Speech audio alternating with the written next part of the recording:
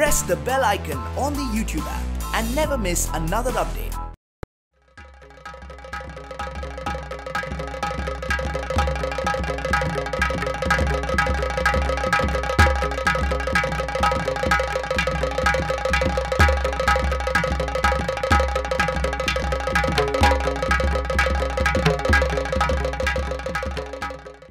अमृता साबळेला मी आता बोलवते.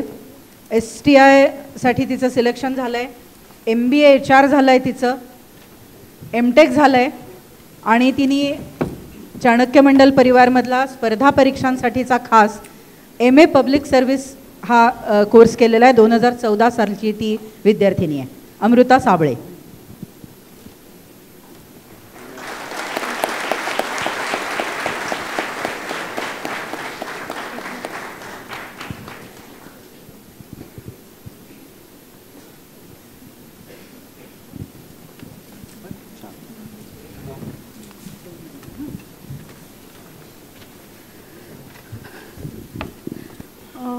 Good evening everyone.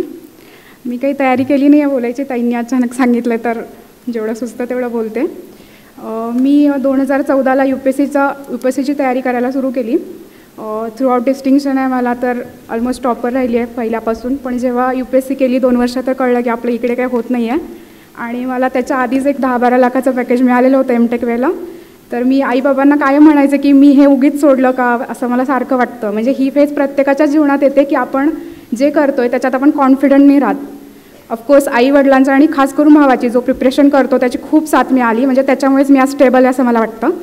आणि तर मी तुम्हाला एक गोष्ट सांगू इच्छिते की प्रिपरेशनच्या काळामध्ये जेव्हा पण तुम्हाला लो फील होतं, म्हणजे आता वाटतं की आपलं काही होणार नाही आहे ना, आपल्याला जॉब मिळणार आहे ना इकडे काही होणार आहे, त्यावेळेला धर्माधिकारी सरांची लेक्चर्स वगैरे ऐका.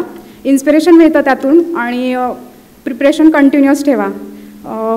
प्रिपरेशनच्या फेजमध्ये कधीही असं स्वतःला वाटून देऊ नका की मी होऊ शकत नाही आहे. एक अधिकारी म्हणून जगा पहिल्यांदा, तर तुम्ही अधिकारी होऊ शकता. आणि बस इतकंच बोलून माझे 2 शब्द सांगू.